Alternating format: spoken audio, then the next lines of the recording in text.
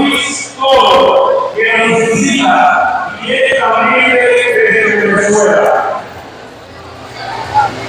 Aplausos para él, por favor. Que se sienta.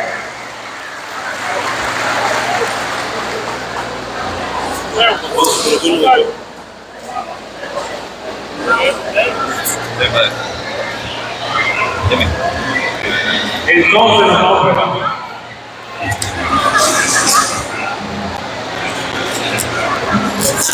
Cuando estén listos, por favor, la persona que está grabando, una seña, por favor. Padre, ¿qué le pareció el pueblo de Santo Domingo? Muy bien, espectacular, ¿no?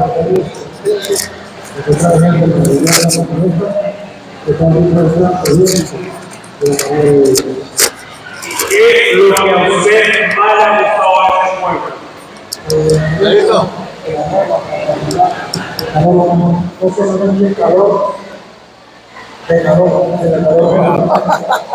No se suele, pues bien. Vamos a ver. Por ahora te pueden pasar, pero que pasen por aquí, que suban allá y pasen por acá. Vamos a esperar a que alguien esté listo, me avisan por favor, para ahora ver iniciar el señor Luis, que nos visita de Italia.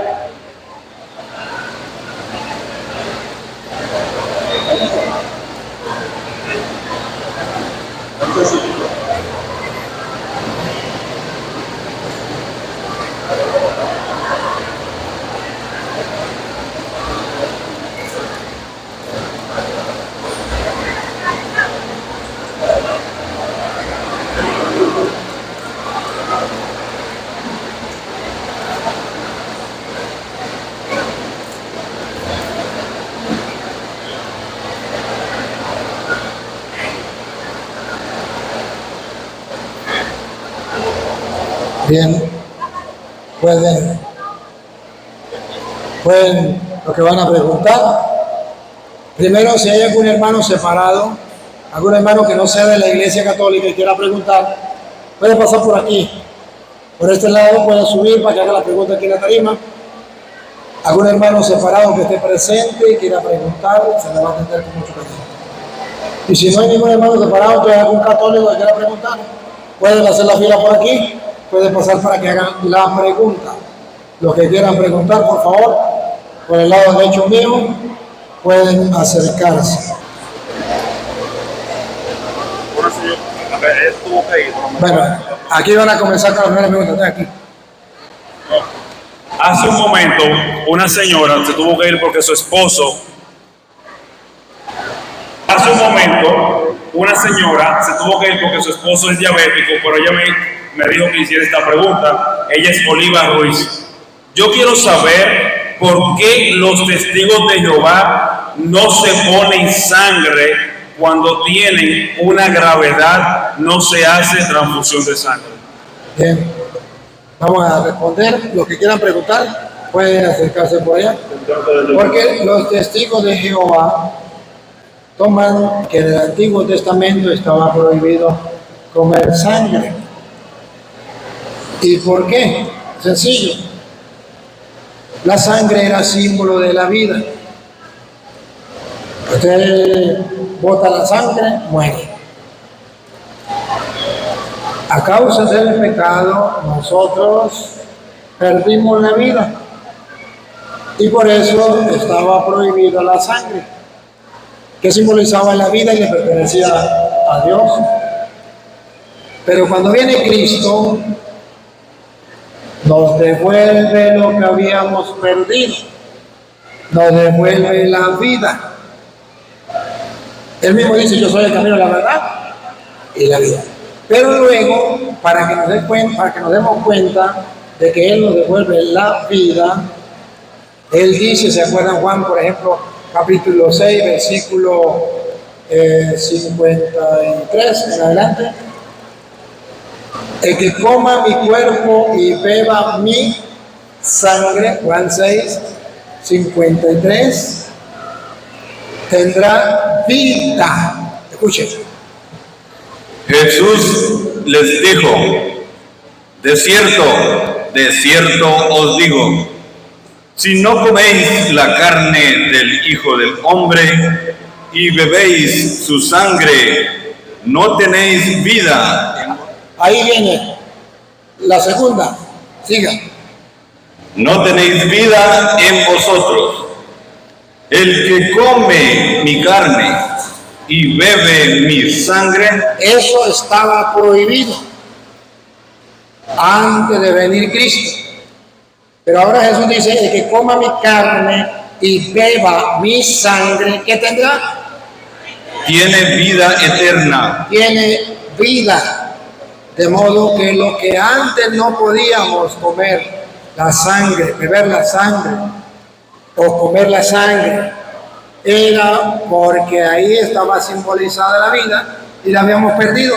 Ahora Jesucristo nos devuelve lo que habíamos perdido, la vida.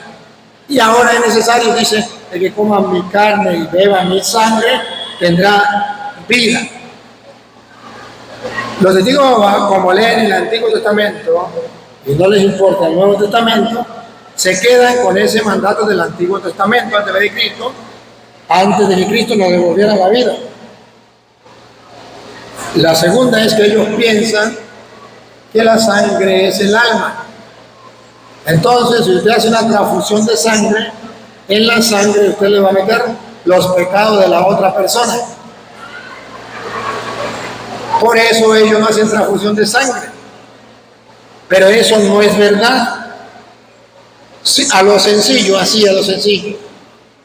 Ustedes, yo no soy doctor, pero a mí me han contado los doctores que cuando un niño está en el vientre de la madre, se alimenta por algo que se llama cordón umbilical.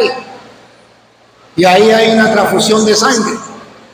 Ahí hay un contacto de la sangre de la madre con la del hijo. Pregunto, entonces la mamá le está transmitiendo los pecados de ella al hijo. Entonces, ¿eso es un pecado? No, pero la ignorancia es atrevida. Otra preguntita, pues otro que quiera preguntar. Les recuerdo, todo aquel que tenga una duda puede venir por aquí, por favor, para que ustedes vengan por aquí. Vengan por favor. Se pueden ir organizando. Aprovechen de hacer la cola rapidito y que suban para acá. Aquí, tiene que ser aquí. Tiene que... Con este micrófono. Aquí con este micrófono, venga, acá, con este micrófono. Con ese no, con este. Con este. Muy buenas noches, sacerdote Luis Eduardo Toro. Mi nombre es Isabel, yo pertenezco aquí a la parroquia, lo vengo escuchando desde hace 2 años. Mi pregunta es, ¿por qué a Cristo también se le llama el Hijo del Hombre? Pero tengo más de una pregunta, ya que como que el pueblo no se quiere atrever a preguntar. ¿Por qué a Cristo también se le llama el Hijo del Hombre? Otra es, a veces algunos católicos se van a otra secta porque dice que se le aparece un ángel o se le aparece un espíritu que le habla y le dice que se vayan que la verdadera iglesia no es la católica. Otra pregunta o una reflexión es que por favor nos hable sobre la riqueza de la iglesia católica, porque muchos dicen que la iglesia católica es tan millonaria que se acabaría el hambre en el mundo si la iglesia reparte las riquezas. Yo siempre les contesto que nosotros somos ricos porque tenemos a Jesucristo, que fue nuestro fundador, además que quizás esas riquezas son las reliquias porque tenemos las tumbas de los apóstoles, entonces ¿qué más riqueza que esa? Y tenemos la verdad. Explíqueme por favor, o sea, explíquele al pueblo porque yo estoy clara, porque yo vengo escuchándolo desde hace 2 años. ¿Y cuál era la primera? ¿Por qué a Cristo se le llama el Hijo del Hombre? ¿Por qué se le llama el Hijo del Hombre? Porque Jesucristo es Dios verdadero y hombre verdadero.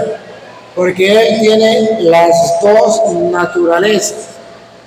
Y al tener las dos naturalezas, Él hace hincapié, el Hijo del Hombre, para demostrar que Él verdaderamente se hizo hombre para salvar al hombre.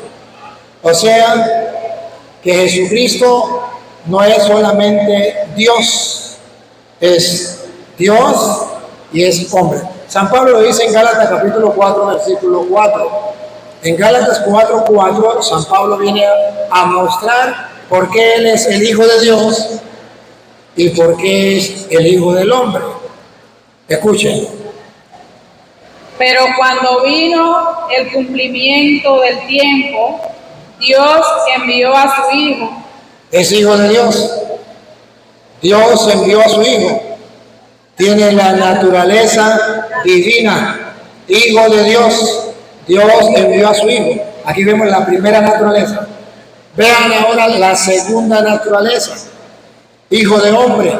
¿Por qué se llama hijo de hombre? Para decir que es hombre verdadero.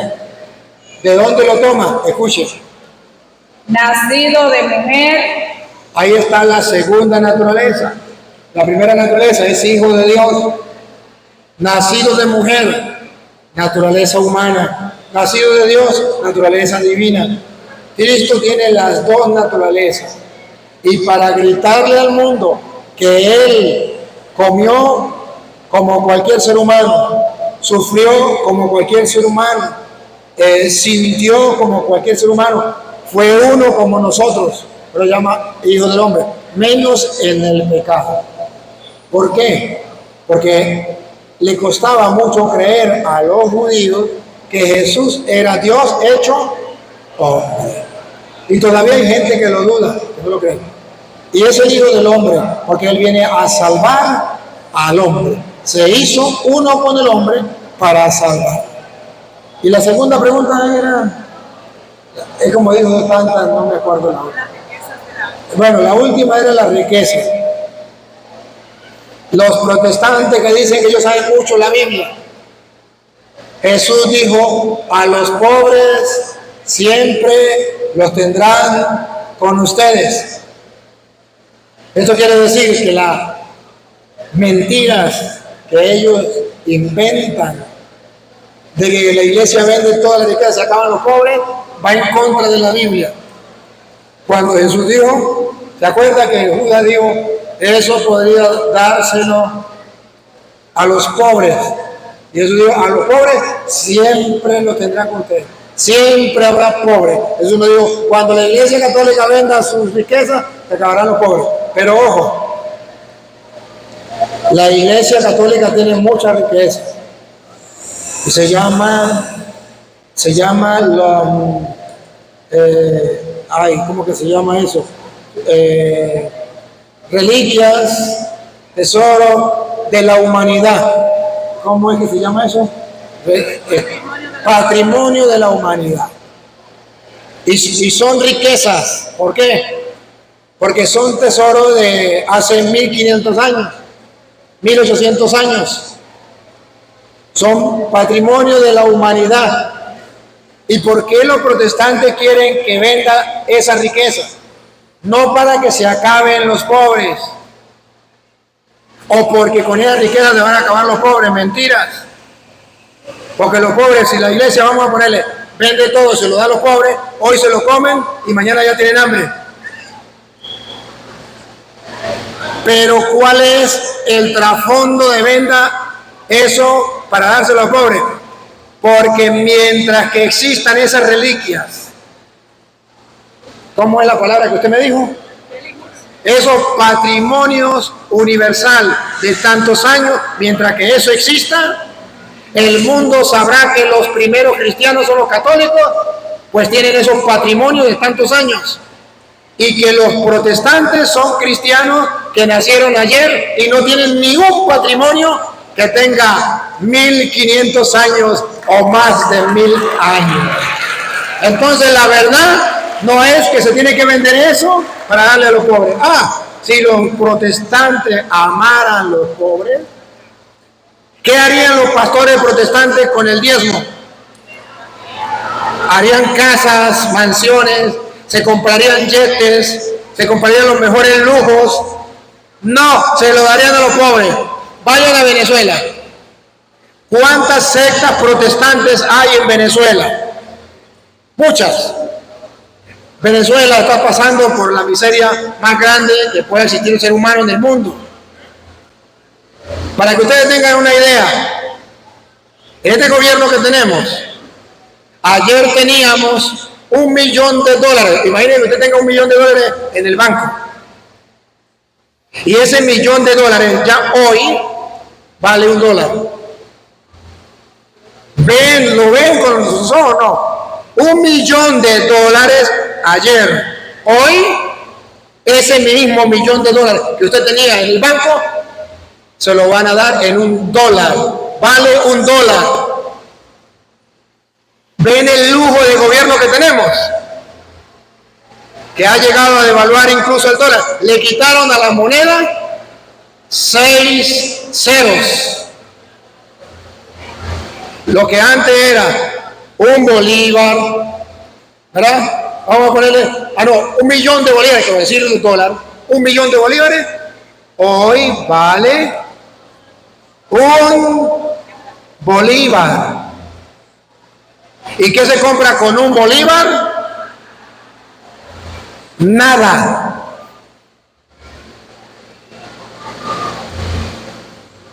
¿Y usted cree que los evangélicos la plata que reciben la dan a los pobres, a los que van saliendo del país, les da comida en la carretera? Solo la Iglesia Católica se da el lujo de vivir el evangelio que dice Cristo: tuve hambre, me diste de comer, tuve sed, me diste de beber, era forastero, me hospedaste. Recorran, vayan al menos para que se den cuenta. Los venezolanos que me escuchan, eso no es. Los que salieron del país, los que están en otros países, ¿quién los atendió en el camino? La Iglesia Católica, los sacerdotes o los laicos católicos, uno que otro de cada 100, a lo mejor 5 protestantes hicieron eso, y los demás eran católicos. Que no se preocupa la Iglesia Católica por los pobres. Para la muestra, un botón. Los pastores protestantes que tanto aman a los pobres, entre comillas, y que tanto se preocupan por los pobres, el diezmo no lo utiliza para los pobres. El diezmo en el Antiguo Testamento era para el pobre. Ahora en los protestantes es para el pastor. ¿Cómo se come eso? Pero la Iglesia Católica hace sus obras, y que no sepa tu mano izquierda lo que hace la derecha. Y ellos no saben lo que hace la Iglesia Católica. Nosotros atendíamos en el refugio en la casa mía, en la casa de mi familia, 2,000 personas diarias, dándole comida, y solo le dábamos posada 500 porque no podíamos más. Y de esos 2,000 que iban, póngale usted que fueran unos 1,000 protestantes o 1,500 protestantes. Y cuando llegaban allá, y era yo que los atendía, les daba cosas de decirme padre. Me decían era pastor. Pastor, y yo me daba risa y le decía, sí, yo soy pastor. Y me gusta que usted reconozca que yo soy su pastor, solo que usted no se deja guiar. Pero a pesar de que eran protestantes, los atendimos en la Iglesia Católica, en la casa de un sacerdote. ¿Y cuántos pasaron? Pregúntenle a los que están aquí en Costa Rica, a los que tenemos que... Algunos tuvo que pasar por ahí, porque atendíamos 2,000 diarios. Entonces, es ver que los protestantes que hablan que los pobres es igual que el comunismo. El comunismo habla de que aman a los pobres, y es solamente para engañar, porque ayudan a un pobre y hace que las demás personas se vuelvan pobres, para tener a los pobres sometidos, al pueblo sometido, y es puro cuento. Mientras que la Iglesia Católica, no hay una institución en el mundo entero que ayude a los pobres más que la Iglesia Católica. No lo hay, ninguna secta protestante y ninguna organización en el mundo. Los que pueden ayudar, ayudan a los perros y a los gatos, al aborto a la eutanasia, a la ideología de género, ahí sí hay plata. Pero para los pobres, que se mueran de hambre. Los protestantes están en ese mismo camino. Es más, el pastor le roba el diezmo a los pobres. ¿Quiénes son los que tienen que pagar el diezmo? Los pobres. ¿Para qué? Para que el pastor se haga rico. Y viene con el cuento de que se preocupa por los pobres o que la Iglesia Católica se tiene que preocupar por los pobres. El Papa no puede vender la Basílica de San Pedro, de un patrimonio de la humanidad. El párroco suyo no puede vender la iglesia de su parroquia. Ustedes no lo van a dejar. Eso no es de él, eso es de la comunidad. Pero la ignorancia es atrevida. Y entonces repite una mentira 100 veces para que la gente crea que es verdad. Y los protestantes tienen ese lema y ya muchos católicos se lo creen. La otra pregunta se me olvidó. Una pregunta que ellos dicen que hay algunos católicos que se hacen revelaciones que se le aparecen. Hay gente que dice, los protestantes dicen que se le apareció un espíritu, un ángel, y le dijo: Petronilo, funda una nueva iglesia. La Biblia dice, dos citas le doy, una, Gálatas 1:8, aunque viniera un ángel del cielo, no debe creerle. Y dos, segunda de Corintios capítulo 11, versículo 15, o lo puede leer desde el 13 al 15, el diablo se presenta como ángel de luz. Gálatas 1:8, segunda de Corintios 11, del 13 en adelante. Mas si aún nosotros o un ángel del cielo ¿Escucharon? Como los protestantes que dicen que tuvo un ángel o un espíritu. os anunciare otro evangelio diferente del que os hemos anunciado, sea anatema. Ahora segunda de Corintios 11, el 15. ¿Cómo dice el 15? A ver, acérquese un poquito más para acá. El 15. Así que, no, El 14. 14. Y no es maravilla, Y no es maravilla, no se sorprendan. porque el mismo Satanás Ahí lo tienen en acción. El mismo Satanás, el que le habla a los protestantes en esas revelaciones, el mismo Satanás se disfraza se disfraza. como ángel de luz. Ahí está la respuesta. Como ángel de luz. Ese es el problema que tenemos, pero los protestantes no lo creen. Y el diablo se lo vacila. Otra preguntita, pues. Venga.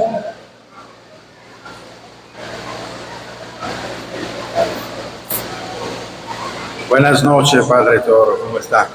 Muy buenas noches tengan todos.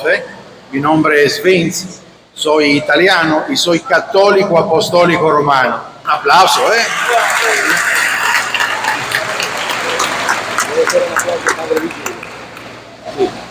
Y bueno, primeramente quiero un aplauso por este santo que está sentado aquí.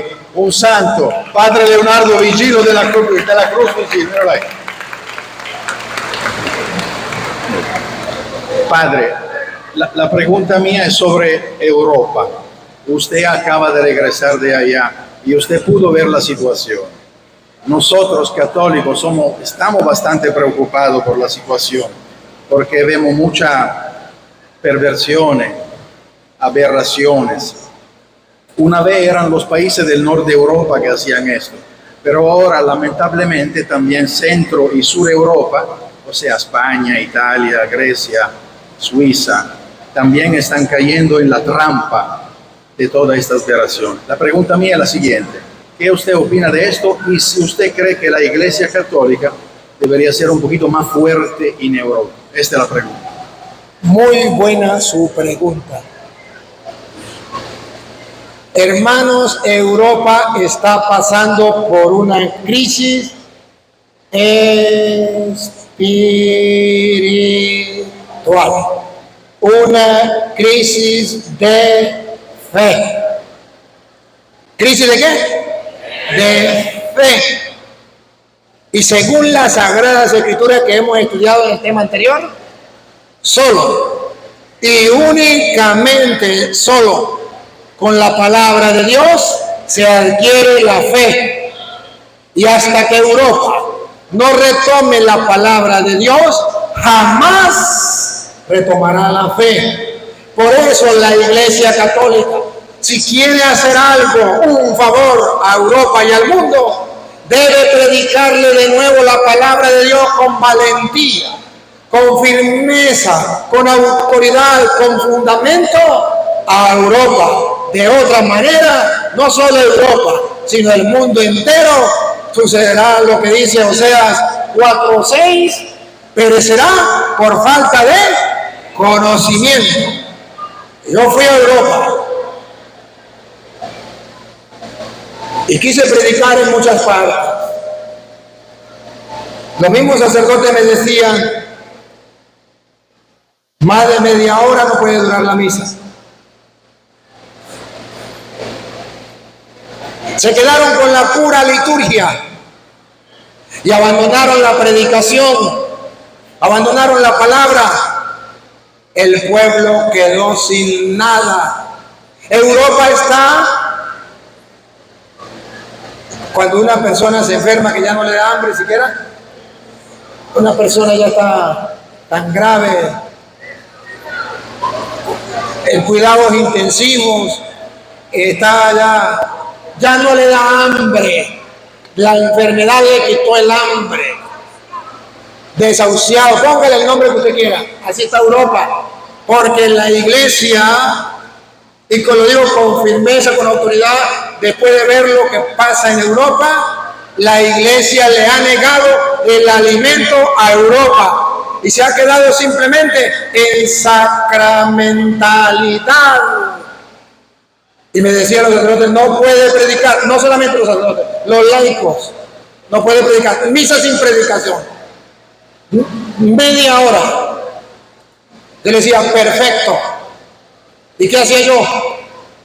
Me revestía y le celebraba la liturgia de la palabra y no le celebraba misa. Le predicaba sin misa. Vean ustedes los videos en Europa. Y entonces llegaban, me formaban un problema porque no había celebrado la misa. Y yo le decía, pero no hay ningún problema.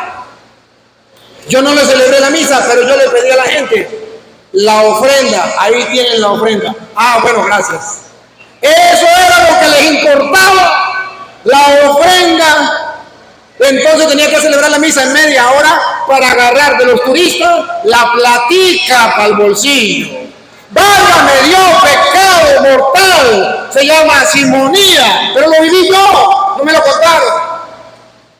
Y cuando le daba entonces la ofrenda, quedaban contentos. Qué pecado más grande. Y por eso ustedes verán que entonces yo en Europa casi no celebré misa. Y le decía a la gente, el domingo le celebro la misa, pero no le predico, sin predicación.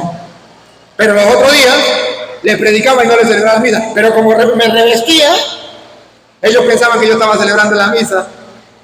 Pero como se daban cuenta que yo no consagraba ni nada, y como yo comenzaba a predicar de una vez, se quedaba, pero tenía que jugármela. Pero a la gente les gustó que les predicara la palabra de Dios. Llegaban ellos, media hora me cortaban. Salga. ¿Por qué? Porque ya viene otro grupo. Salíamos y nos poníamos con el cuidado, no veía nadie. Era para sacarnos, para no dejar que se predique la palabra de Dios.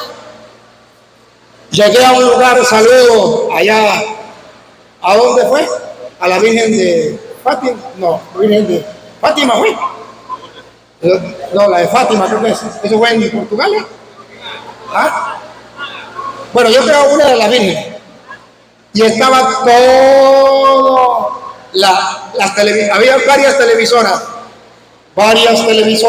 a nivel mundial que pasaban esa misa. Pusieron las cámaras y todo allí. Y cuando yo no sé si fue el laico o el sacerdote, se dio cuenta que el que iba a celebrar la misa era el padre Toro y que iba a predicar, mandó a quitar todas las cámaras.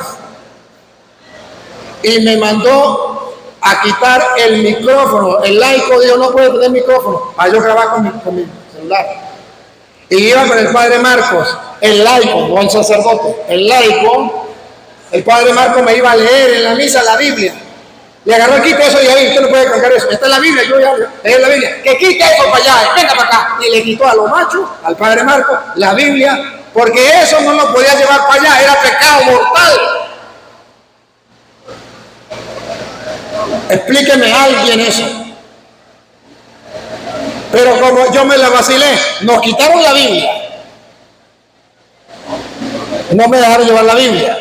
Nos quitaron de todo, el micrófono y todo. Pero yo me lo vacilé. Como yo cargo este perolito, el padre Marcos, digo, padre, venga y lo ayudo a revestir. Y revistiéndome, me metió el micrófono por dentro. Y el celular estaba por allá lejos, pero captaba el sonido. ¿Ya sabes? Y como yo tengo la Biblia grabada en la cabeza, se lo prediqué la Biblia con capítulos y versículos sin leerla. Pero yo me sabía qué decía y dónde lo decía. No pudieron conmigo.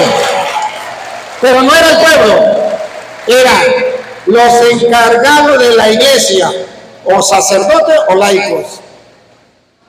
Encargado de la iglesia. ¿Quiere conocer a Emilio? Dale un carguito. Pecado predicar la palabra de Dios. Eso ni siquiera dijo la Biblia. Quite eso de ahí. Usted no puede llevar eso. Es la palabra de Dios. ¿Qué palabra de Dios? Quite eso de ahí. Y quitaron la cámara y no transmitieron porque sabía que yo iba a predicar la palabra de Dios. Y la prediqué. Pero entonces, en Europa hay una crisis.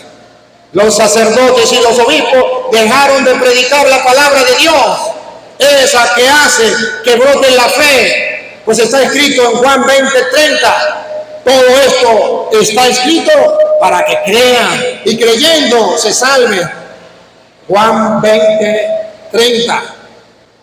Pero esto se les olvidó a los ministros de Europa. Qué triste, qué pena. Pero ojo, el pueblo está sediento. El pueblo sí lo quería y nos sacaban como animales del templo porque estábamos predicando la palabra de Dios. Qué pena, qué vergüenza. Escuche lo que dice Juan 20:30. Hizo además Jesús muchas otras señales en presencia de sus discípulos, las cuales no están escritas en este libro, pero estas se han escrito. Estas que nosotros tenemos se han escrito. Para que creáis. ¿Para qué? Para que creáis. ¿Para qué? Para que creáis. Los sacerdotes y los obispos de Europa se les olvidó que esto fue escrito para que crea el pueblo de Dios. Entonces no le importa la palabra de Dios. Y yo le daría un mensaje de corazón a Europa. El mismo mensaje del Papa. Vuelvan a las fuentes. Vuelvan a las fuentes. La fuente esa que bebían los apóstoles y daban el mensaje al mundo. La fuente esa de la que decía San Pablo, creo que era San Pablo o San Pedro, ya me olvidó porque yo no estaba en ese tiempo, pero en Hechos de los Apóstoles capítulo 6, el versículo 4, no, el 2, y después leemos el 4. Escuchen lo que le dice los apóstoles a los obispos, a los presbíteros de Europa y del mundo entero. ¿Se fue el sonido? ¿Se fue el sonido? ¿El sonido se fue? ¿Se fue el sonido o yo no me escucho? ¿Se fue el sonido o yo no me escucho? ¿Ustedes me escuchan ahora, sí? Bueno, ya recuperó el sonido. A ver, lo que dice los apóstoles a los obispos y sacerdotes de Europa y del mundo. Oigan. Entonces Entonces los 12 convocaron a la multitud de los discípulos. Eran los 12, no era Pedro ni era Pablo, eran los 12. Convocaron la comunidad entera, a todos los discípulos. Y dijeron, Pásenme la lupa ahí, por favor. Y dijeron, vean lo que pasó en Europa.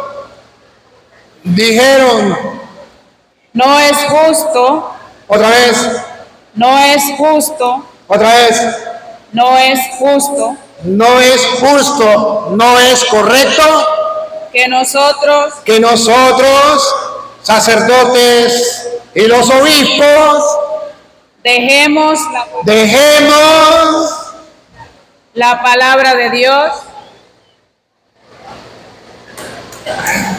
No es justo que nosotros los sacerdotes y ustedes los obispos que me están escuchando abandonemos la palabra de Dios. Eso no es justo. ¿Y por qué la abandonamos? Para servir a las mesas. Para dedicarnos a otros servicios, para servir a las mesas. O sea, hay algo más importante que la palabra de Dios. Y dicen, no, Señor, eso no es justo. La palabra de Dios está en primer lugar. Los demás servicios están en segundo lugar. El primer servicio es la palabra de Dios. Por eso en el versículo 4 le dice, el 4. Versículo 4, 6:4. Y nosotros, Miren lo que tenemos que hacer después de escuchar la palabra de Dios. Los obispos y los sacerdotes de Europa y del mundo. Y nosotros persistiremos nos dedicaremos en la oración y en el ministerio de la palabra. Nosotros tenemos que perseverar en la oración y en el ministerio de la palabra. Europa está en crisis de fe porque los sacerdotes y los obispos de Europa abandonaron la fe y la palabra de Dios. Dijo Cantinflas, he dicho, caso cerrado.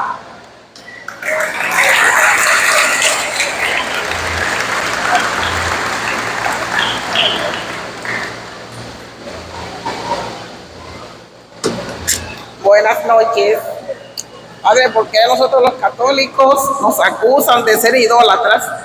Porque en la Iglesia Católica está la imagen de la Virgen y Cristo resucitado y otros cuadros más. Nos acusan que nosotros no adoramos a Dios, sino a esos santos. La Iglesia Católica nunca ha enseñado que una imagen sea Dios.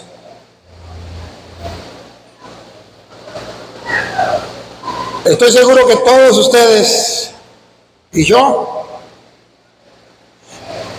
nunca hemos escuchado de un sacerdote o de un obispo o de un laico católico decir que la Virgen es Dios o que los ángeles o que los santos son Dios. Nunca. Eso no es doctrina de la Iglesia Católica. Eso es doctrina protestante. Los únicos que dicen que la Virgen es Dios son los protestantes. Los únicos que dicen que los santos son dioses son los protestantes. Pero nunca la Iglesia Católica ha dicho que la Virgen es Dios o que los santos son dioses. Eso no es doctrina de la Iglesia Católica. Eso es doctrina protestante. ¿Y qué es un ídolo? Un Dios falso.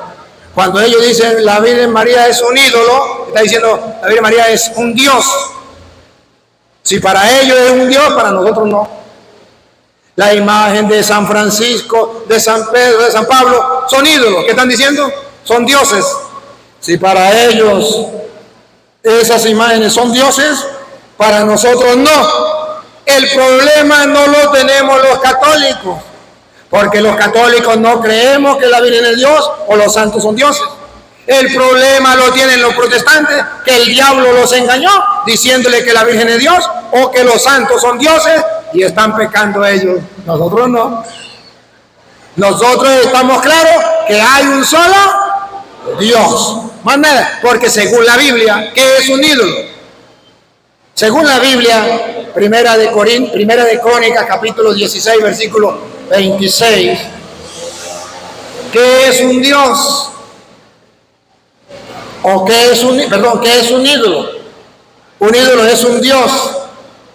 Y cuando los protestantes dicen que la Virgen es un ídolo, ellos están diciendo que la Virgen es un Dios. Y la Biblia dice, no tendrás otro Dios. Pero para el católico, la Virgen no es Dios. Escuchen que dice Crónica. ¿A quién le toca? ¿A usted o a ella? 16:26. Primera de Crónicas 16:26. Porque Paren la oreja. Porque todos los dioses de los pueblos, Porque todos los dioses, no las imágenes, ni los santos, ni la Virgen María. Otra vez. porque todos los dioses de los pueblos ¿Qué son? son ídolos. Cuando el protestante dice que la imagen de la Virgen es un ídolo, no han leído las escrituras. Cuando dicen que la imagen de un santo es un ídolo, no han leído las escrituras. ¿Qué dicen las escrituras? Otra vez. Porque todos los dioses de los pueblos son ídolos. Palabra de Dios. Te alabamos, Señor. Que los protestantes digan que la imagen de la Virgen es un ídolo. No han leído la Biblia. Eso es palabra de Satanás. Pero la palabra de Dios es: los dioses de los pueblos son ídolos. Y para nosotros la imagen de la Virgen no es un Dios. Y lo que es un ídolo es precisamente un Dios. Que sepan los protestantes que ellos están creyendo cosas que la Biblia prohíbe en otro Dios. Están creyendo que la Virgen María es un Dios y que los santos son dioses. Nosotros no creemos esas tonterías que ellos creen. Otra preguntita, pues.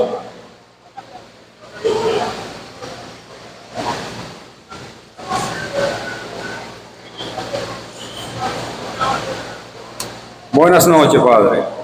Si Jesucristo fue humillado, maltratado, crucificado y sepultado y subió a los cielos y al tercer día resucitado, ¿de dónde sacan los hermanos separados un letrerito que dice Cristo viene? Si Cristo tuvo una sola resurrección. O sea, está entre nosotros desde que resucitó, está entre nosotros. Entonces, los hermanos separados dicen en la guagua y los carros, Cristo viene. Cristo no se ha ido, Cristo está en nosotros siempre. Es verdad que Cristo está con nosotros siempre y no se ha ido. Eso es verdad. Pero cuando la Biblia dice que Cristo viene, y cuando los protestantes dicen que Cristo viene, y cuando nosotros decimos que Cristo viene, estamos diciendo que Él viene a juzgar a vivos y muertos. Él vendrá a juzgar en su gloria, a diferencia de como vino antes. Antes vino como hombre, ahora vendrá como lo vieron subir, volverá en su gloria con cuerpo glorioso para juzgar a vivos y muertos. Está escrito en San Mateo capítulo 25, versículo 31. Él vendrá. Cuando el Hijo del Hombre venga en su gloria, Ahí está la diferencia. Ya no vendrá con carne, como la carne nuestra, nacido de la Virgen María. Vendrá con gloria. y todos los santos ángeles con él, Y vendrán todos los ángeles con Él. entonces se sentará en su trono de gloria. Entonces Él va a venir a juzgar a vivos y a muertos. Y serán reunidas delante de él todas las naciones, y apartará los unos de los otros, como aparta el pastor las ovejas de los cabritos.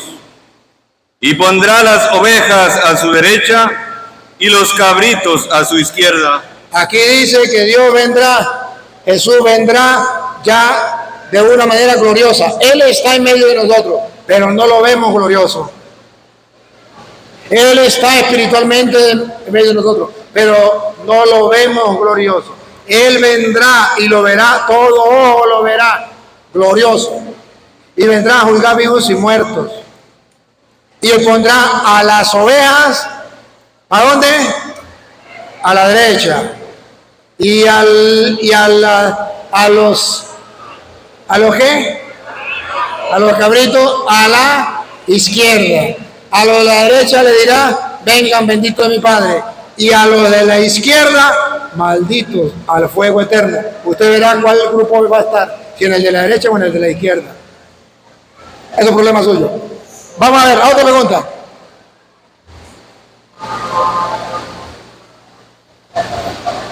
Buenas noches, mi nombre es Manuel, soy de Boca Chica, de la parroquia San Rafael, y mi pregunta es, nosotros como cristianos, los ateos, lo primero que nos atacan es con el sufrimiento en el mundo, de que si Dios es bueno, ¿por qué hay tanto sufrimiento? Entonces, nosotros como cristianos, ¿cómo debemos sobrellevar el sufrimiento y protegernos también del evangelio de la prosperidad? Le voy a responder con un chiste y después le respondo de otra manera. Le respondo primero con un chiste. El chiste es, y después con la palabra de Dios. El chiste es que llegó un hombre que fue a peluquearse y le dijo al peluquero, necesito que me corte el cabello.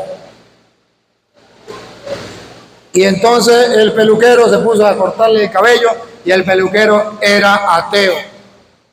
Le corta el cabello y mientras le corta el cabello dice, Dios no existe. Si Dios existiera, ¿cómo se explica el sufrimiento? ¿Cómo se explica que haya gente necesitada, gente hambrienta o gente sufriente?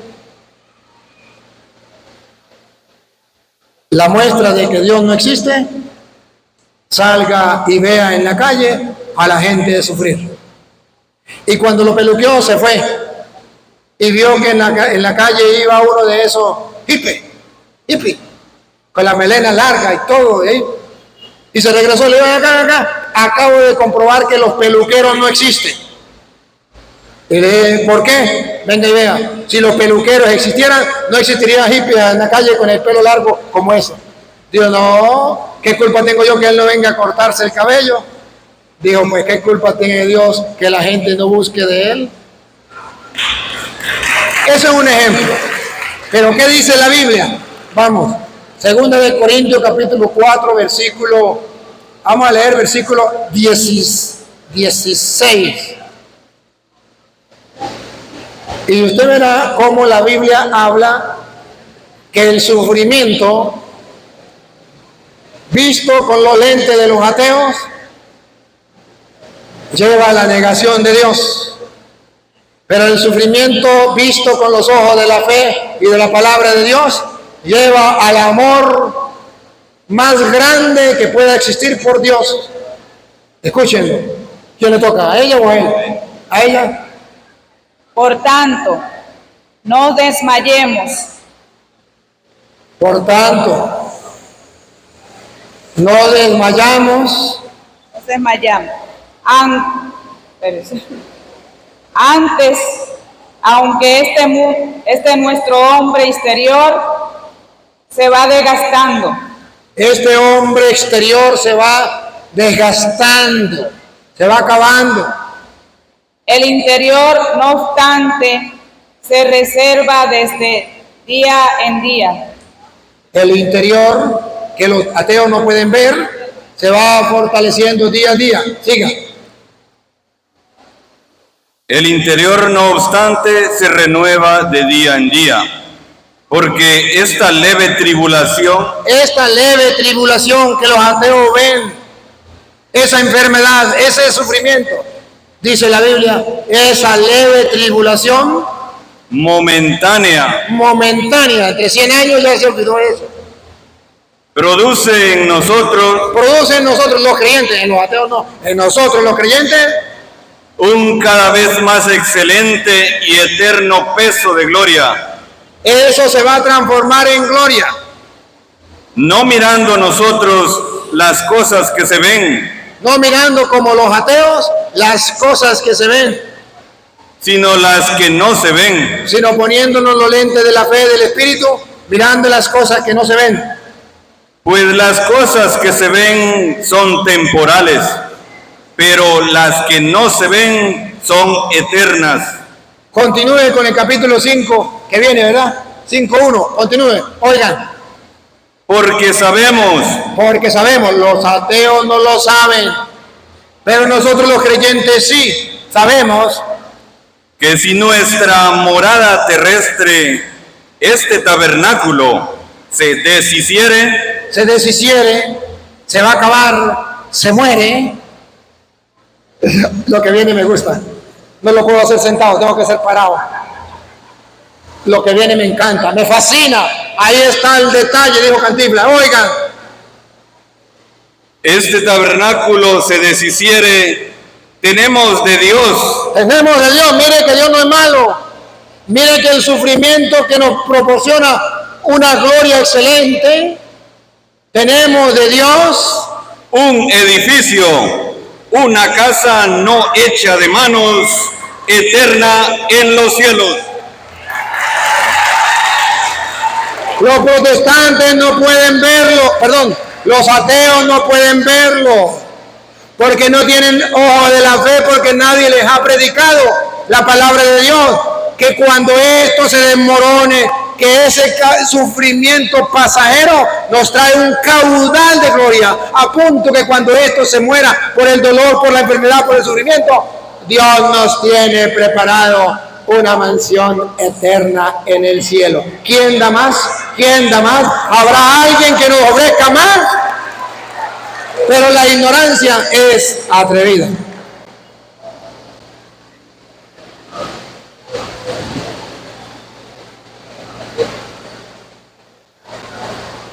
Gracias, Padre. Padre Luis Toro, tenemos más de 3 años oyéndole y aprendiendo de usted, porque el Espíritu Santo le ha dado esa fuerza y pueda enseñarlo a nosotros los católicos. Soy un estudioso y las profesiones han quedado muy cortas para lo que dice la Biblia. Mi pregunta está basada en esto. ¿Cuáles lugares, cuáles países han rechazado o no han querido oír esas palabras de sanidad y de fe del Padre Luis Toro? ¿Usted quiere que me agarren la piedra? Son pocos. Una diócesis, 2 diócesis, 3 diócesis. Solo 3 diócesis en el mundo. No puedo decir los nombres porque si me odian así, ¿cómo será que diga quiénes son? Pero ellos saben quiénes son. Ellos saben quiénes son. Y yo también sé quiénes son. Pero solamente en el mundo, faltó una. 4 diócesis. Son 4 diócesis. Esas 4 diócesis no me han permitido ir. Ya por lo menos ya sé que un obispo ya se fue, otro obispo ya se fue en esa diócesis, de modo que ya a esa ya podría ir. Pero todavía hay 2 diócesis donde el obispo no se ha ido. ¿Y cuál ha sido? Para que ustedes vean la condición que me han puesto en algunas diócesis. El día en que usted deje de predicar la palabra de Dios, el día en que usted no le diga nada a los evangélicos, el día en que usted no le diga nada a los homosexuales, ese día puede entrar a nuestra diócesis.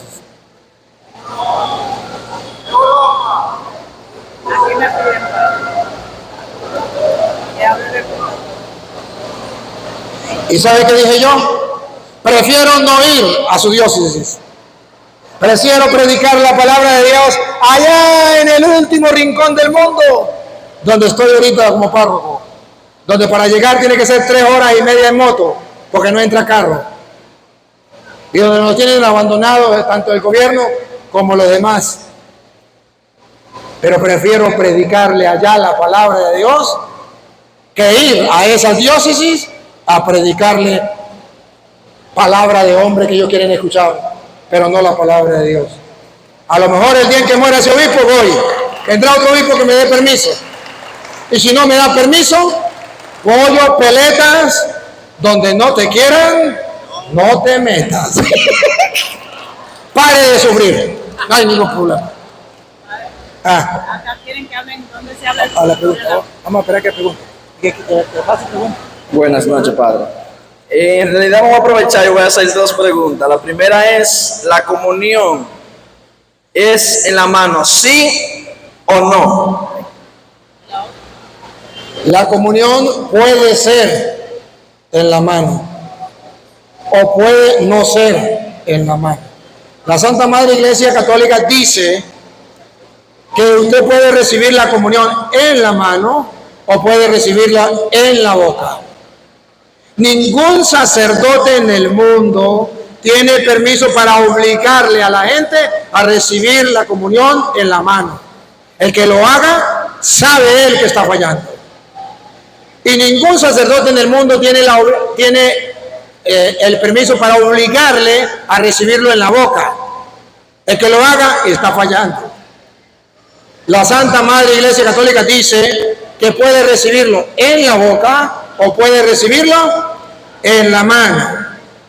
Pero también enseña que el que lo reciba en la mano tiene que saber lo que está recibiendo y tiene que haber todo el respeto debido para recibirlo en la mano. Más debe tener también la mano limpia.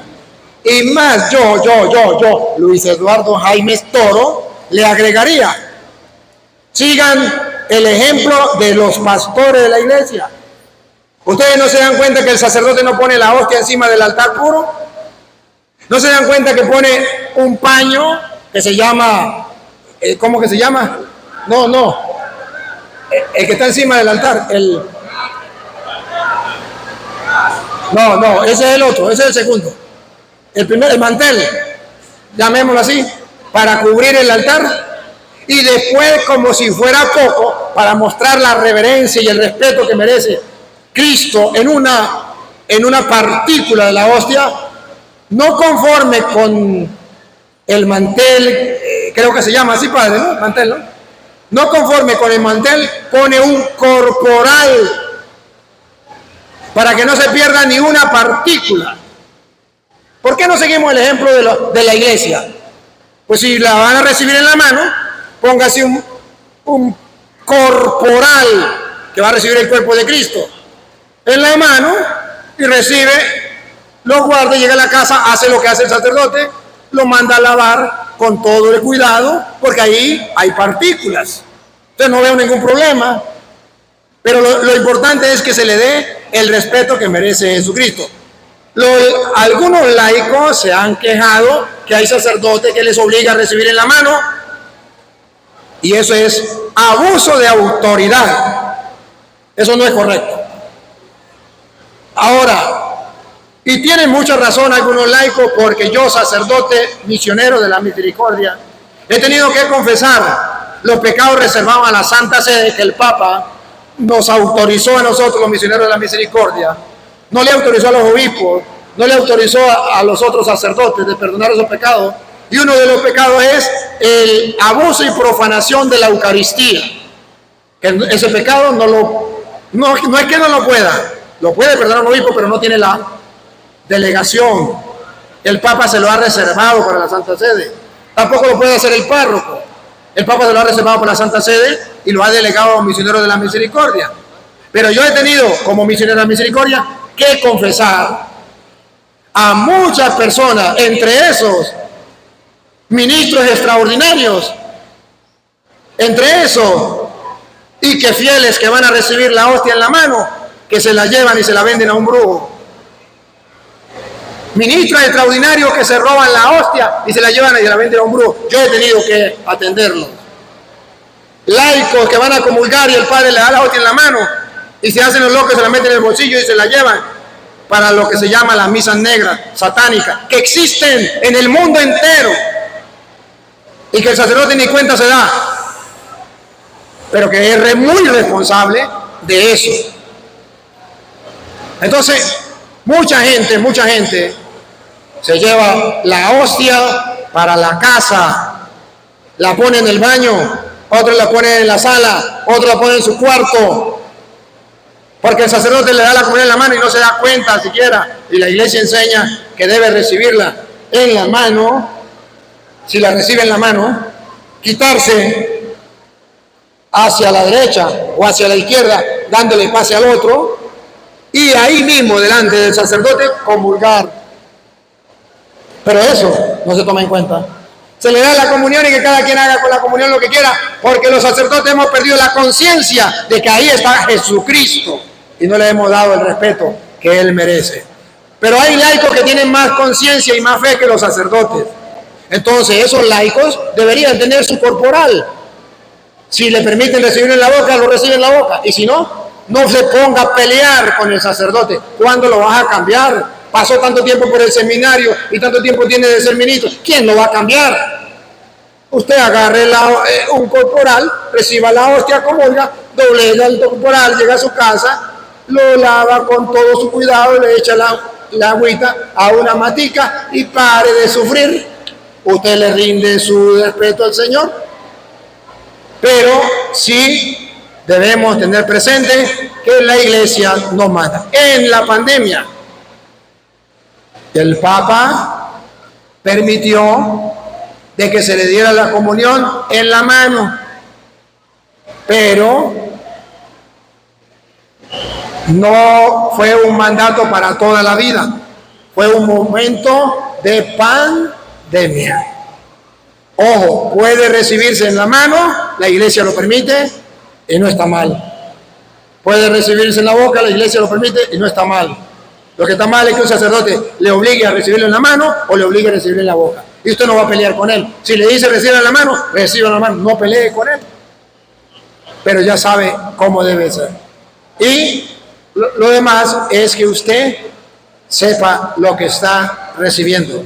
¿A quién está recibiendo? Me dicen que se acabó el tiempo. Vamos a darle gracias pues a Dios y vamos a dar la bendición. Señor Dios omnipotente, te damos gracias porque a través de tu palabra nos ilumina el camino a seguir. Ayúdanos a no ser sordos a tu voz y que nuestro corazón y nuestra mente sea transformada a la luz de tu palabra. Te pedimos con los hermanos separados para que un día vuelvan a la iglesia, haya un solo rebaño y bajo un solo pastor. Y a ti, Dios, que quiere que todos los hombres se salven y lleguen al conocimiento de la verdad, a ti sea la gloria, el honor, el poder, la adoración por los siglos de los siglos. El Señor esté con ustedes.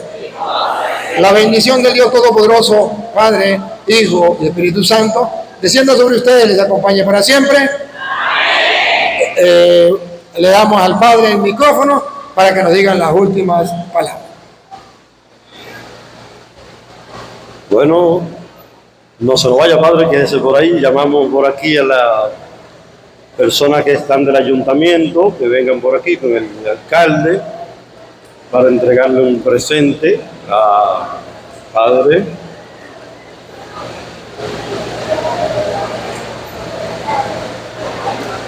También lo del equipo.